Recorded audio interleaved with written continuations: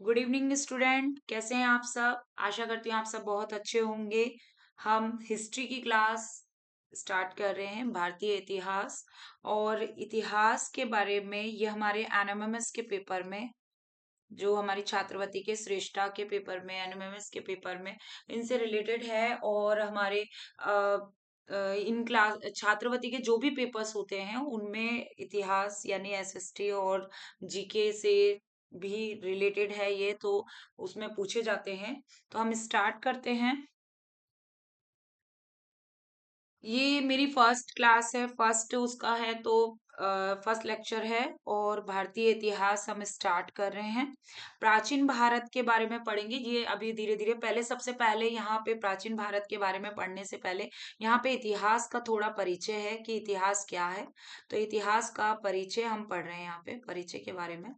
तो देखिए यहाँ पे अतीत काल की घटनाओं, सामाजिक, जो अतीत काल की जो घटनाएं होती हैं वो सामाजिक, राजनीतिक, सांस्कृतिक एवं आर्थिक की जानकारी देने वाले शास्त्र को इतिहास कहते हैं।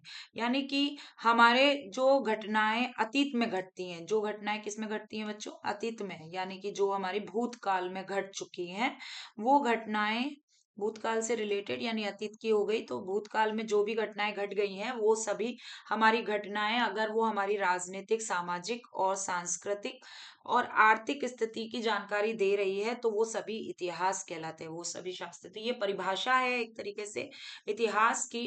अब यहाँ पे इसमें ये इतिहास जो बताने वाले यूनानी इतिहासकार व भूगोलवेत्ता हेरोडोटस को इतिहास का जनक कहा जाता है। ये क्वेश्चन पूछा गया है, पेपर में आ चुका है। तो हेरोडोटस क्या है, इतिहास के जनक। और इनको, हेरोडोटस को जनक किसने कहा ये भी हम अभी पढ़ेंगे। तो ये थे इतिहासकार, यूनानी इतिहासकार हैं, ये भूगोलवेत्ता थे, यानी भूगोल, ज्योग्राफी से रिलेटेड ये कार्य करते थे और ये इतिहासकार थे। तो इनको हमारे इतिहास का जनक माना जाता है। हिस्ट्री, ये इसलिए बोल रही हूँ मैं बच्चों, ये क्वेश्चन पूछा जा चुका है तो आपको हेरोडोटस का ध्यान रखना है। और हिस्ट्री अर्थात इतिहास शब्द का सर्वप्रथम उल्लेख, यानी हिस्ट्री शब्द का उल्लेख भी हेरोडोटस ने ही किया था। रोमन दार्शनिक सिसोर ने हेरोडोटस को, यानी कि ये जो हेरोडोटस है को इतिहास का जनक, यानी मैंने अभी बोला था जस्ट आपसे कि इतिहास का जनक किसने माना, तो सिसोर ने बोला उन्हें इतिहास का जनक, फादर ऑफ हिस्ट्री। और हेरोडोटस ने इतिहास पर अपनी पहली पुस्तक, यानी आपको इसमें 2 पॉइंट्स आपको ध्यान रखना है कि फादर ऑफ हिस्ट्री कौन है, हेरोडोटस है, और उनकी जो बुक है उसका नाम हिस्टोरिका है। क्या है, हिस्टोरिका। तो ये आपको थोड़ा सा इसका ध्यान रखना है कि अपने 2 पॉइंट, एक तो हेरोडोटस के और हिस्टोरिका, ये आपको समझ में आ गया होगा। और यहाँ हेरोडोटस की प्रथम इतिहासकार था जिसने इतिहास के शैक्षिक महत्व को रेखांकित किया था, यानी इतिहास के बारे में बताया था और उसके जो उसका शैक्षिक महत्व था उसके बारे में उसने बताया था। देखो इतिहास की, अभी हमने ये परिभाषा पढ़ी कि भूतकाल में जो भी घटा उसको इतिहास कहते हैं। और उसी तरीके से दूसरी परिभाषा भी हो सकती है, इतिहास वर्तमान एवं भूत के बीच बीच का एक संवाद कायम करता है। और ये E.H. कार ने बोला था। तो ये वर्तमान और भूतकाल में जो संबंध स्थापित करता है, यानी कि हम भी जानते हैं बच्चों कि अगर हमें वर्तमान में अगर वो कोई घटना चल रही है तो वो भूतकाल में कैसी थी, किससे क्या संबंधित थी, वो घटनाएं जो उससे रिलेटेड होती हैं। तो जैसे अब भारत को आजादी मिली, अब गुलाम किसका रहा, क्या रहा, ये सब भूतकाल से रिलेटेड हो गई। तो ये सारी चीजें किसमें हो जाएंगी, इन दोनों के बीच एक संवाद हो गया, इसी को इतिहास बोला। और ये E.H. कार ने परिभाषा दी। वरना एक सटीक, काफी सारे वैज्ञानिकों ने अलग अलग परिभाषाएं, इतिहासकारों ने अपना अपना मत दिया है। आप उसी मत का एक निचोड़ है कि इतिहास काल की जो घटनाएं होती हैं, यानी भूतकाल की जो घटनाएं, उसका सामाजिक और राजनीतिक और सांस्कृतिक और आर्थिक जो जानकारी वो देती है घटनाएं, वो ही हमारा इतिहास है। तो ये आपको समझ में आ गया होगा कि इतिहास क्या है और कौन उसके जनक है। तो इतिहास की जानकारी हमें कहाँ कहाँ से मिलती है, अब इसको भी देख लेते हैं। प्राचीन काल में ये जो भी भवन होते हैं, आप जानते हैं कि भवन, स्मारक, किले, सिक्के, शिलालेख आदि पुरातात्विक स्रोत कहलाते हैं। ये पुरातात्विक स्रोतों से भी हमें इतिहास की जानकारी मिलती है। अब देखिए, भवन, स्मारक और ये जैसे कुछ भवनें और कुछ स्मारक, कुछ हमें कुछ सिक्के या कुछ वस्तुएं हमें खुदाई से भी मिलती हैं, खुदाई करने पे भी मिलती है। और कुछ आप भी जानते हैं कि जैसे अपना प्रसिद्ध एक स्मारक ले लेते हैं ताजमहल, वो भी तो इतिहास है भाई, मुगल काल में शाहजहां ने निर्मित किया, तो ये भी क्या है, इतिहास है। और वो इतिहास को बताती है कि किसने निर्माण किया, किसका क्या कैसा संबंध था इससे। तो ये सारी घटनाएं क्या हैं, सभी इतिहास को बताती हैं। ये सभी पुरातात्विक स्रोत हैं जो हमें मिलते हैं। स्मारक मिल गया या भवन मिल गए या किले मिल गए, राजस्थान किलों के लिए ज्यादा प्रसिद्ध है।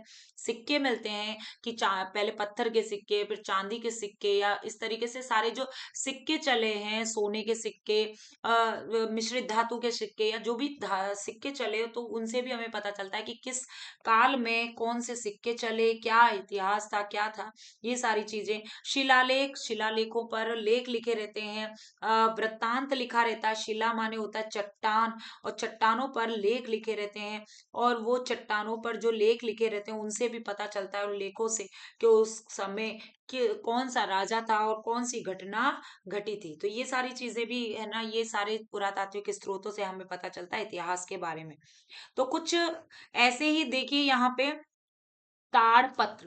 ताड़पत्र यानी पहले किस तरीके से लिखे जाते थे, किस तरीके के लेख, लेख के बारे में अगर हम यहाँ पे देखें कि हम पहले लेख यानी अपनी लिपि बात करते हैं यहाँ पे बच्चों, मैं आपको बताऊं कि जो इतिहास है, वो इतिहास में अभी हम समझेंगे कि इतिहास को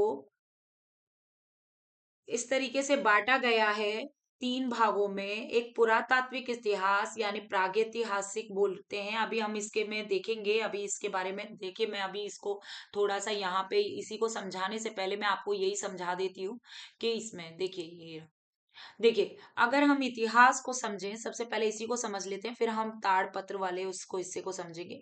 तो इतिहास में सबसे पहले आपको यही समझना है कि तीन भागों में उसको बांटा गया है।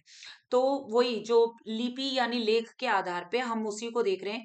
पहला जो काल है, इतिहास का जो काल है, पहला जो काल है प्रागैतिहासिक काल है।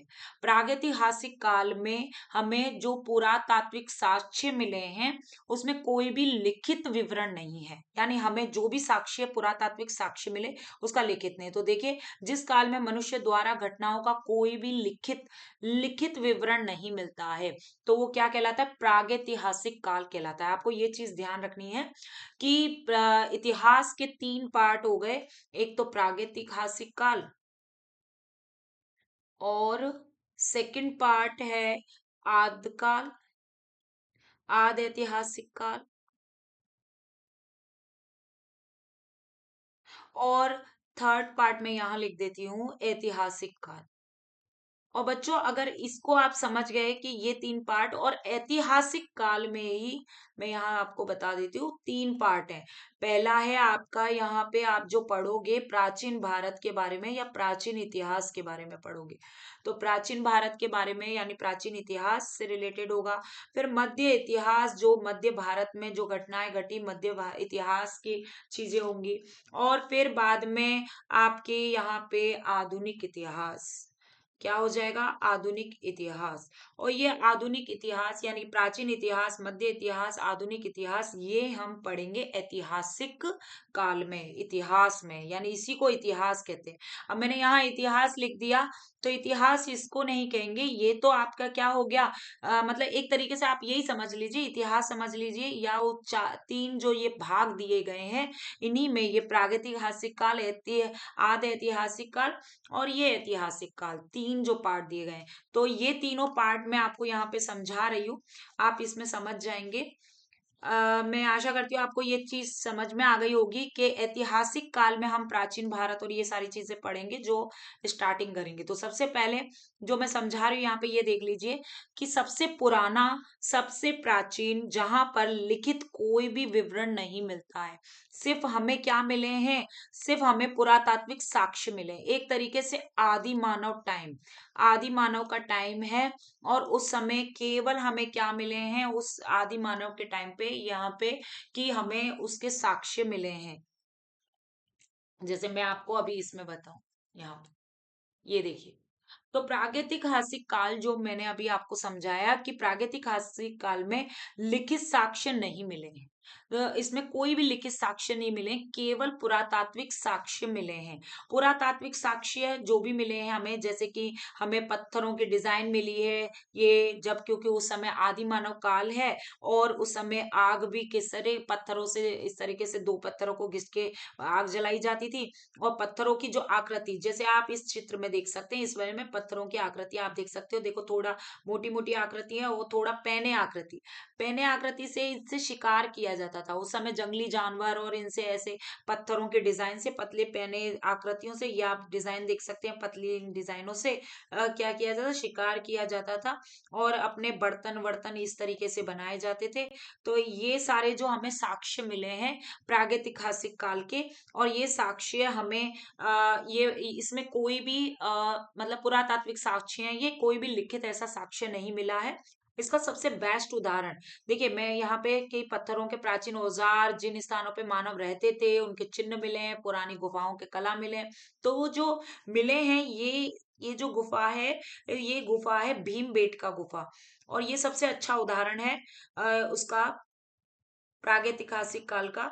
तो भीमबेटका जो है, इसमें एमपी में है, और ये भोपाल के पास एमपी में, और ये मध्य प्रदेश यानी एमपी में है। और यहाँ पे आप भी देखेंगे कि इधर ये चित्र इस तरीके से मिले, उस समय कोई भी ऐसा लिखित नहीं मिला है, पर यहाँ पे ये चित्रित किए गए हैं कि उस समय कहा जाता है कि आदि मानव यही इस तरीके से ग्रुप में, समूह में रहते थे और वो ऐसे चित्रकारी गुफा में करते थे। तो देखिए यहाँ पे जो भीमबेटका गुफा है मध्य प्रदेश की, उस पे चित्रकारी का प्राचीन इतिहास मिलता है। यानी चित्र कैसे बनाते थे उस समय, किस तरीके के जानवर थे, जंगली जानवर, जो आज के टाइम पे क्या हो गए बच्चों, विलुप्त हो गए हैं। वो ऐसे जानवरों से उस समय जूझते थे। तो उस समय जीवन जानवरों से, जंगली जानवरों से जूझते हुए बीतता था, खाना पीना और इस तरीके से बीतता था। तो ये सारी चीजें हमें चित्रों के माध्यम से थोड़ा बहुत हमें जानकारी होती है कि उस समय किस तरीके के उनका रहन सहन, किस तरीके का उनका किस तरीके के जानवर थे, किस तरीके से वो अपना जीवन व्यतीत करते थे, क्योंकि वो सब उनको चित्रों में बताते थे। तो आपको ये चीजें समझ में आई होंगी प्रागैतिहासिक काल में। तो प्रागैतिहासिक काल में कोई भी लिखित साक्ष्य नहीं मिलता है। आदि ऐतिहासिक काल में, आदि ऐतिहासिक काल उस काल को कहते हैं जिसमें लिखित लेख तो मिलते हैं, यानी लिखित में हमें लेख मिले हैं, हमें लिखे हुए लेख मिले हैं, लेकिन उन लेखों को पढ़ा नहीं जा सकता।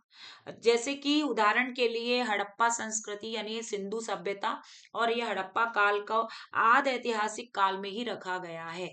यानी इस टाइम पर जो है, मैं आपको एक चीज और बता देती हूँ यहाँ पे, कि जो आदि मानव का काल है वो पाषाण काल है। पाषाण का यानी पत्थरों का काल है। तो उस समय प्रागैतिहासिक काल चल रहा है पाषाण काल का, और पत्थरों के काल में उसके बाद आदि ऐतिहासिक काल के टाइम पर तांबे की खोज हो चुकी थी। तो तांबे का कुल यानी कि ताम्र कुल भी बोल सकते हैं कि ताम्र काल, ठीक है। तो तांबे वाली धातु की क्या हो सकती थी, खोज हो चुकी थी, और इसको ताम्र काल आप कह सकते हैं। तो ये ताम्र युग आ गया, ताम्र युग। तो ये हड़प्पा काल को आदि ऐतिहासिक काल में, इनकी जो भाषा है, जो इन्होंने लिखी है, लेख लिखे हैं, उनको पढ़ा नहीं जा सकता। थर्ड नंबर पर ऐतिहासिक काल जिसे हम पढ़ेंगे, प्राचीन ऐतिहासिक काल है हमारा, मतलब सॉरी, प्राचीन नहीं, प्राचीन, मध्य, आधुनिक, ये तीनों इसमें पढ़ेंगे। इसको इतिहास भी, ये है इतिहास, ठीक है। इस काल को कहा जाता है इतिहास भी और ऐतिहासिक काल। तो यानी इसमें लिखित साक्ष्य मिले हैं और उन्हें हम पढ़ भी सकते हैं। तो आप अंतर कर सकते हैं कि इसमें लिखित साक्ष्य को पढ़ा जा सकता है, और जो भी हमें पुरातात्विक साक्ष्य, लिखित साक्ष्य दोनों मिले, मतलब हमें पुरातात्विक भवन या स्मारक और ये सिक्के और ये सभी मिले हैं, और साथ ही साथ हमें शिलालेख भी मिले हैं, और साथ ही हमें लिखित साक्ष्य भी मिले हैं जिन्हें हम पढ़ सकते हैं।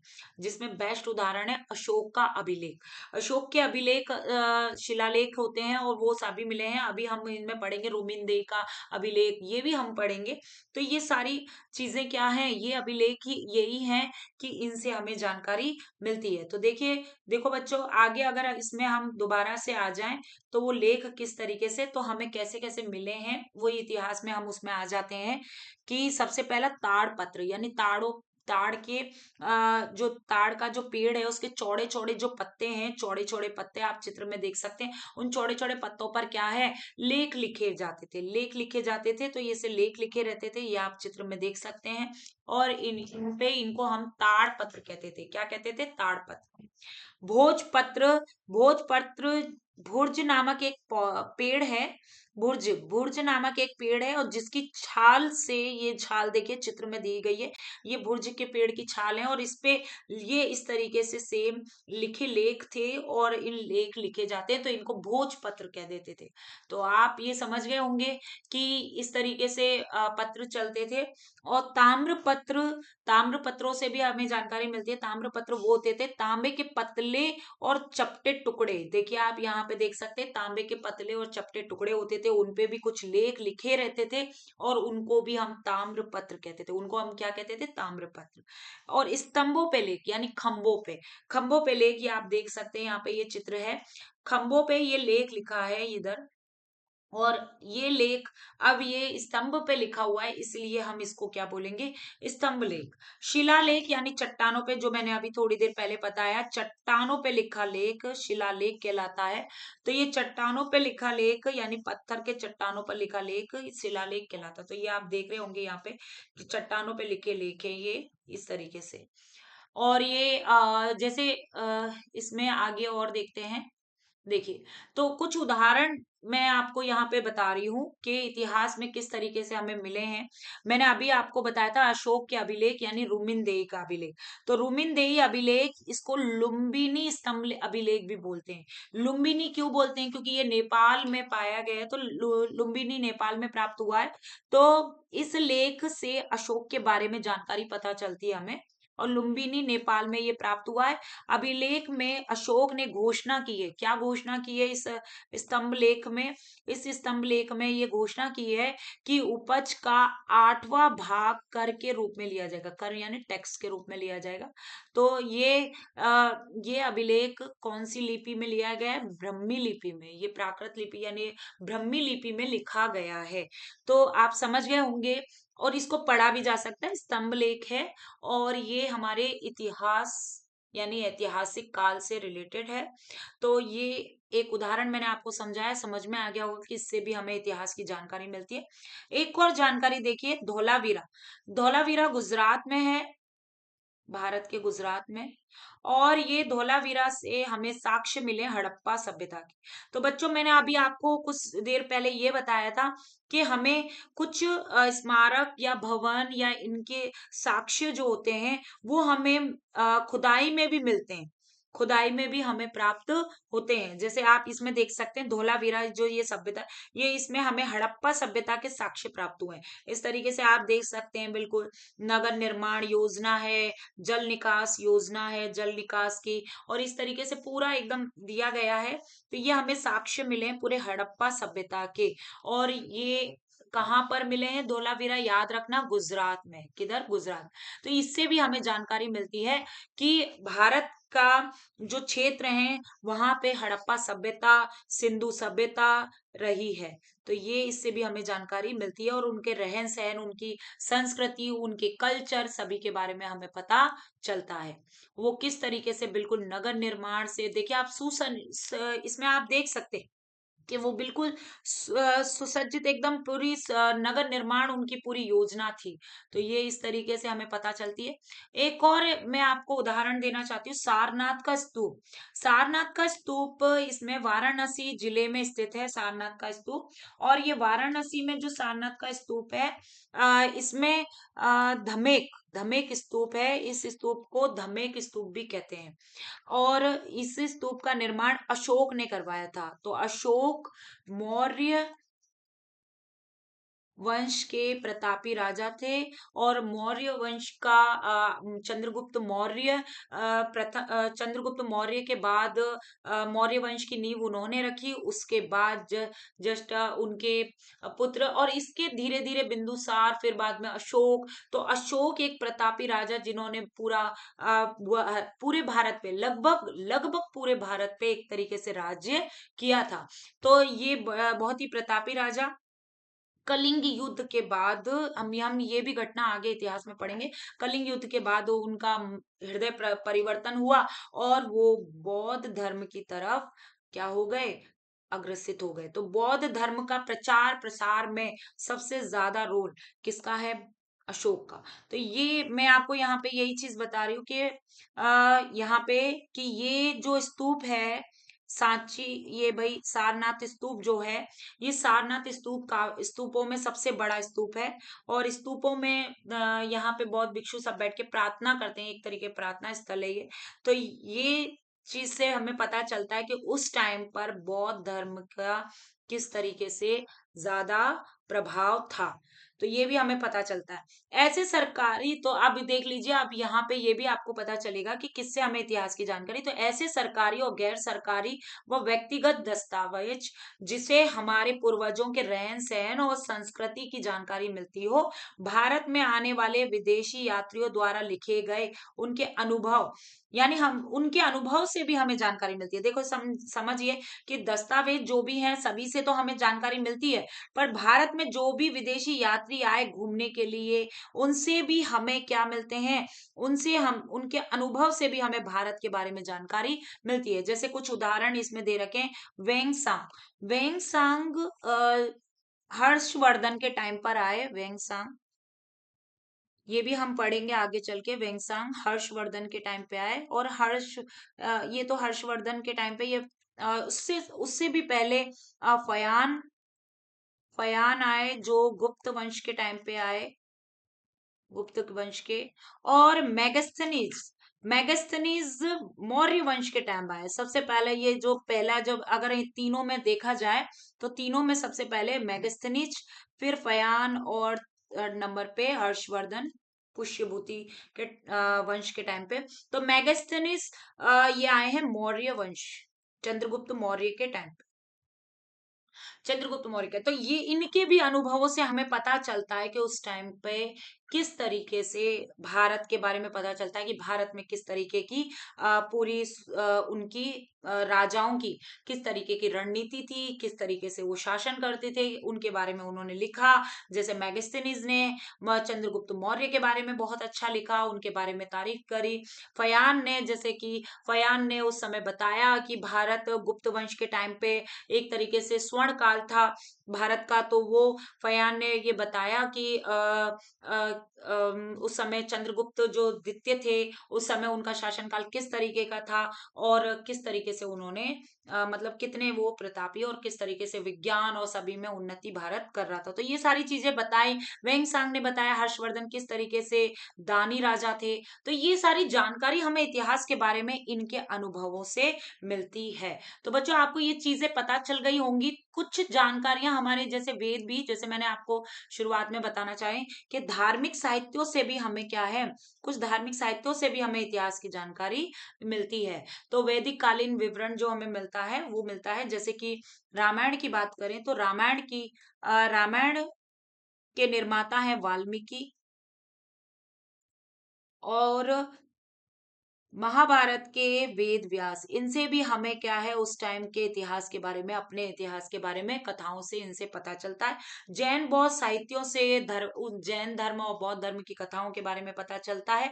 और कुछ ऐसे धर्मेंतर साहित्य हैं, देखिए यहाँ पे कुछ ऐसे धर्मेंतर साहित्य हैं, जैसे कि अर्थशास्त्र, अर्थशास्त्र लिखी थी चाणक्य ने। अर्थशास्त्र के निर्माता थे चाणक्य, इनको विष्णुगुप्त भी कहते हैं। और ये चाणक्य वही हैं जिन्होंने मौर्य वंश की नींव में चंद्रगुप्त मौर्य को एक तरीके से ट्रेंड किया था, ट्रेनिंग दी थी, एक तरीके से ट्रेन किया था राजनीति के लिए। तो इसी वजह से घनानंद जो राजा थे उनके बाद उनको हरा के ये मौर्य वंश की नींव डाली। तो ये नींव जो डालने में सबसे बड़ा जो रोल था वो चाणक्य का था, चाणक्य का सबसे बड़ा रोल था। तो ये चाणक्य की जो किताब है अर्थशास्त्र, आप करें अर्थशास्त्र जो किताब है, इसमें वही राजनीति के बारे में पूरा दिया गया है कि पूरी राजनीति आपके के किस तरीके से एक राज करना चाहिए, कैसे राजनीतिक पूरी राजनीतिक पूरी नीति एकदम जो कूटनीति जो कहते हैं वो अर्थशास्त्र में उन्होंने बताई है। अर्थशास्त्र अपने इसमें साहित्य में बताया है। राजतरंगिणी, राजतरंगिणी की बात करें तो राजतरंगिणी के निर्माता जो हैं, जिन्होंने लिखी है राजतरंगिणी साहित्य, जिन्होंने लिखा है वो है कल्लड़। कल्लड़, और कल्लड़ ने ये जम्मू कश्मीर के इतिहास के बारे में लिखा है। उन्होंने जम्मू कश्मीर का इतिहास का बारे में बताया है। उस समय 11वीं और 12वीं शताब्दी में किस तरीके का भारत का इतिहास था, उसके बारे में उन्होंने जानकारी दी। तो ये कुछ मैंने आपको बताया बच्चों कि इतिहास के साक्ष्य है, जैसे इसमें आप प्रागैतिहासिक काल के जो साक्ष्य हैं भीमबेटका, इसमें बताए कुछ इतिहास के साक्ष्य जो हमें मिलते हैं, ये भी आप इसमें समझ गए होंगे बिल्कुल कि इनसे हमें जानकारी मिलती है अपने इतिहास की। तो इनका आपको ध्यान रखना है। मैंने कुछ आपको छोटा सा टॉपिक बताया, आपको इतिहास क्या होता है, और फिर हम यहाँ पे आगे इसमें पढ़ेंगे इतिहास के बारे में। इसमें देखिए, इसी में, हाँ, तो फिर अब हम इतिहास के बारे में जान गए कि उनके तीन, और हमारा जो तीसरा पॉइंट था, देखिए हम समझ गए हैं। एक रिवीजन के तौर पे मैं बता देती हूँ कि प्रागैतिहासिक काल पुराना और एकदम पुरातात्विक साक्ष्य जिसमें मिलते हैं, कोई लिखित लिखित हमें कोई भी साक्ष्य नहीं मिलता है। तो प्रागैतिहासिक काल, और फिर आद काल, आद ऐतिहासिक काल में हमें लिखित साक्ष्य मिलते हैं पर उन्हें पढ़ नहीं सकते हम। इसमें आद ऐतिहासिक काल में हम पढ़ नहीं सकते। और फिर तीसरा हमारा है ऐतिहासिक काल या इतिहास, जिसको अब हम एक एक करके पढ़ेंगे। और इसमें हमें लिखित साक्ष्य भी मिले हैं और पुरातात्विक स्रोत भी मिले, और ऐसे लिखित साक्ष्य जिन्हें हम, उन लेखों को हम पढ़ सकते हैं। लेखों को पढ़ा जा सकता है, यानी लेख को पढ़ा जा सकता है। ठीक है, तो ये थोड़ा सा, और इस इतिहास में ही हम तीन भाग अब पढ़ेंगे। प्राचीन भारत, प्राचीन भारत की जानकारी देखेंगे। फिर मध्यकालीन भारत, मध्य भारत यानी मध्यकालीन भारत, यहाँ पे मैं मध्य भारत लिख देती हूँ, यानी मध्यकालीन भारत जो मध्य उस टाइम पे था। और फिर आधुनिक भारत के बारे में हम पढ़ेंगे। तो बताइए, ये आपको चीजें समझ में आ गई होंगी इतिहास के बारे में अच्छे से? तो आप जरूर कमेंट करें, बताएं अगर कुछ नहीं समझ में आया। एक के बाद एक क्लासेस चलेंगी हमारी, एक के बाद। तो ये आप चीजें समझ गए होंगे अच्छे से। ओके बच्चों, तैयारी करते रहिए, पढ़ते रहिए अपनी छात्रवती से और भी क्लासेस, क्योंकि आपको मैं यहाँ बता दूं, मैं आपको क्लास 9th और 11th यानी प्रवेश 9th के लिए और क्लास 11th में भी मिलती है छात्रवृत्ति, तो उन्हीं के लिए सबकी बता रही हूँ। उन्हीं के लिए श्रेष्ठा योजना में क्लास 9th में प्रवेश लेते हैं, क्लास 11th में भी प्रवेश लेते हैं, तो उसके लिए भी काम आएगी। और एक चीज और कि 8th क्लास में, सॉरी यहाँ पे मुझे 9th के ये बताना है कि 8th क्लास में भी छात्रवृत्ति मिलती है एनएमएमएस की, तो 8th क्लास वाले बच्चे भी इससे तैयारी कर सकते हैं। और एक 10वीं क्लास यानी 10th क्लास में अभी आप हो, तो 10th क्लास में भी एनएमएमएस का पेपर होता है, तो आप वहां पे भी छात्रवृत्ति ले सकते हैं। यानी एनएमएमएस जिसने छात्रवृत्ति 8th क्लास में नहीं ली है, वो सरकारी विद्यालय वाला छात्रवृत्ति 10th क्लास में भी प्राप्त कर सकता है 4 साल के लिए। तो ये आप मतलब जो 8th में निराश हो गए थे बच्चे, जो थोड़ा हाई रैंक जाने के बाद, तो अब मेहनत करिए, अब जरूर नंबर आ जाएगा आपका। और मैं पूरा इतिहास और पूरा विज्ञान जो भी है वो सारे टॉपिक्स में ऐसे ही पढ़ा रही हूँ कि आप सबकी पूरी पूरी मदद करेंगे, चाहे वो 9th से रिलेटेड हो, चाहे वो 11th क्लास से रिलेटेड हो श्रेष्ठा में, और जैसे एनएमएमएस में क्लास 8th से रिलेटेड हो या क्लास 10th से। तो आपको ये चीज समझ में आ गई होगी बच्चों अच्छे से। ओके, तो आप क्लास यहाँ पे हम ऑफ करते हैं। अच्छे से आप पढ़िए और अपना ख्याल रखिए। बाय।